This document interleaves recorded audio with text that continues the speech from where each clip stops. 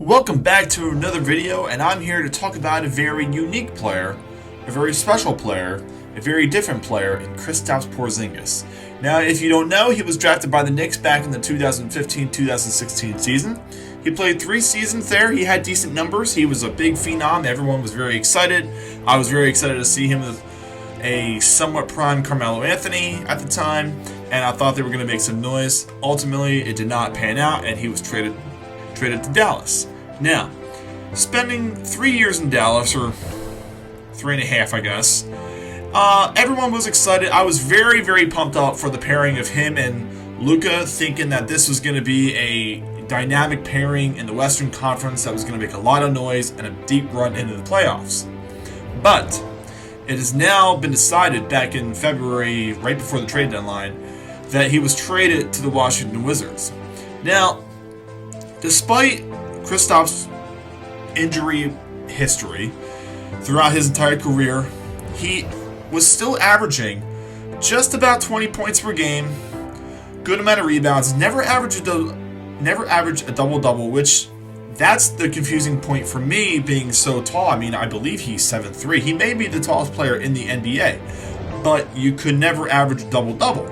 Now, obviously, everyone has good games and bad games, but you couldn't average a double-double? I mean, being at the rim, or you're supposed to be at the rim, just never, I don't know. Rebounding was just never a big strong point for him, I guess. Never really wanted to do it.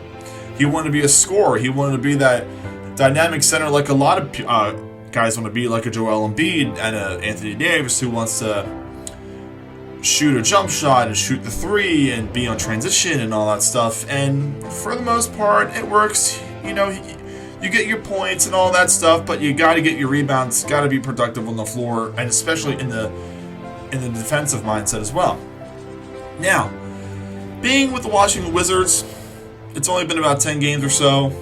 I mean, it's been pretty bad. The Wizards as a team are pretty bad. They currently are in the 12th seed. I'm going to say they're not going to make the playoffs. I think everyone is safe to assume that they're not going to make the playoffs. But Porzingis by himself is actually producing quite well. I mean, that's not really saying too much, but he recently did just have a 30-point night, a double-double night. He's been getting double-doubles here and there. He's still averaging the same kind of points that he usually does. He's being somewhat productive. He's playing full-time-ish minutes. But it's just a shame that you're on the Washington Wizards and you're just losing. I mean, you're almost losing every single game.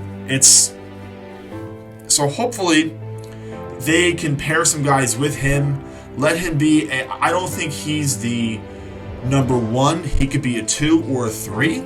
But I think he needs to go through that growing pain of, okay, maybe I need to stay in the paint, maybe I need to work on my footwork and be that dominant center that I think a lot of people were aiming him to be, hoping he would be, especially with someone like Melo and then a Luka.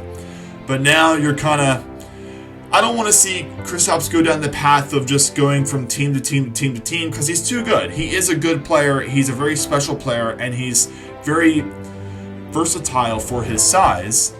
If he can stay healthy, that could be another story. But let us know in the comment section below what you think about Kristaps, and do you think that they're going to build around him in Washington, or do you think they're going to use him as a trading piece and he can go somewhere with more of a team that's in better contention? Let us know in the comment section below, and we'll see you guys next time.